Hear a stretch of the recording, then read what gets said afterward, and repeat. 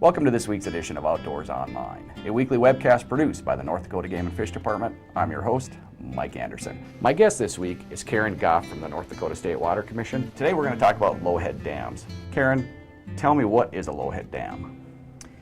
Well, a Lowhead dam is just a simple structure built across the river channel.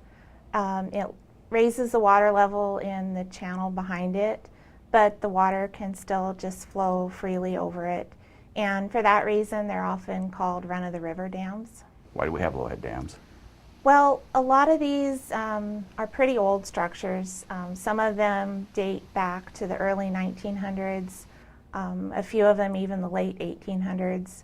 Some of them are more recent, but a lot of them were built for water supply, either for municipalities or for irrigation, some of them for recreation use, or even just for livestock use. What rivers in the state have these Lowhead dams? Well, they're really all over the state. You can find them, on some of the major rivers like the Cheyenne River, the James River, the Souris River, or smaller rivers like the Cannonball or Painted Woods Creek. They're pretty well scattered all over the state. Okay, are they still functioning as they were originally intended to? Some of them are.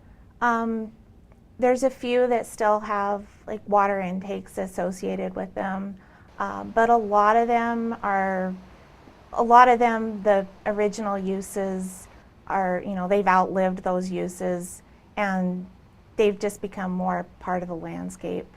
The Water Commission is spreading Dam Safety Day on May 31st. What are some of the safety factors? Nationwide, there's an effort to try and raise awareness, particularly to Lowhead dams and the safety issues associated with them. Nationwide, there have been hundreds of drownings at Lowhead dams, and that number increases every year. And right here in North Dakota, there have been multiple drownings over the years at Lowhead dams. And what happens at these dams, the water flowing over the dam creates like a roller effect below the dam, just a strong recirculating current, where if a boat goes over the dam or somebody gets too close below the dam, they get trapped in that, and that current just pushes them under and pulls them back to the dam over and over, kind of like a washing machine, and they can't get out of that. And there's so much air in the water because it's so turbulent that there's less buoyancy, and even life jackets aren't as effective. And so these dams have earned the reputation of being drowning machines. And so people often aren't aware of the dangers, or maybe they underestimate them. And so we just want to raise awareness of that issue. Sure, and that kind of leads us into the next question. You also have a new program that provides danger signs for posting at Lowhead dams. Right, the Water Commission has made available these safety signs. Owners of the Lowhead dams can get 2 signs per dam for free. Installation is their responsibility, but they can get those by contacting the Water Commission, our Planning and Education Division, and they'll set them up with those signs. Okay, when a Lowhead dam is no longer needed, what can be done?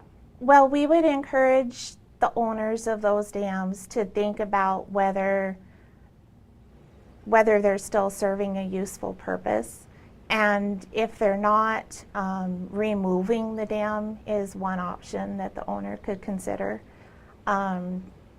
If that's not an option, if they're still using it, or if they desire to keep it for one reason or another, another option is to modify the dam. And one way that they can do that to eliminate the safety concern is to they go in and place rock riprap, basically rock rapids below the dam, and that just eliminates the water dropping over the dam, so that roller effect can't form below the dam. Sure. Whose responsibility is it to modify or removing these dams? That's the responsibility of the dam owner. Many of these dams on the Red River in the last 20 years have been removed or modified. Has that effort been successful? Absolutely. Those that have been modified, they put the rock rapids in below the dam, and that's very successful in eliminating that safety concern. How many of these Lowhead dams still remain that could potentially be removed? Well, there's at least 40 of them out there that we know of that have not yet been modified. Now, whether they should be removed or could be removed, that's up to the dam owners, and it's a local decision. We would certainly encourage the owners to think about that option, and if not removal, to think about modifying them for the safety. Okay, what's the Water Commission's role in regulating or managing these Lowhead dams that remain? Well, we try to maintain an inventory of the ones that are out there, just so we know what's in existence out there. And for some of them, there may be permitting considerations depending on how much water is stored behind them. But really, it's the dam owners ultimately that's responsible for them. Does the Water Commission have any programs available for removal or modifying of these dams? Well, in some cases, removal or modification may be eligible for cost share assistance through the State Water Commission, but they would need to contact the Water Commission and discuss the details of any particular project that they might be proposing. Okay, do Lowhead dams have any impacts on fish moving up and down the rivers? Well, they do. I mean, they're a barrier across the river, basically a concrete wall across the river. So they do affect the fish passage. But modifying them, one benefit of that, putting the rock rapids in there, helps the fish passage as well as eliminating the safety concerns. Okay, does Game and Fish have any role or oversight on these Lowhead dams? Well, they certainly do have a role in partnering on public awareness activities such as this, and then also in partnering on removal efforts or in modifying them for both recreation benefits and the fish passage benefits. A lot of good information, Karen. Thank you. For more information about Lowhead dams, go to the North Dakota State Water Commission's website at swc.nd.gov.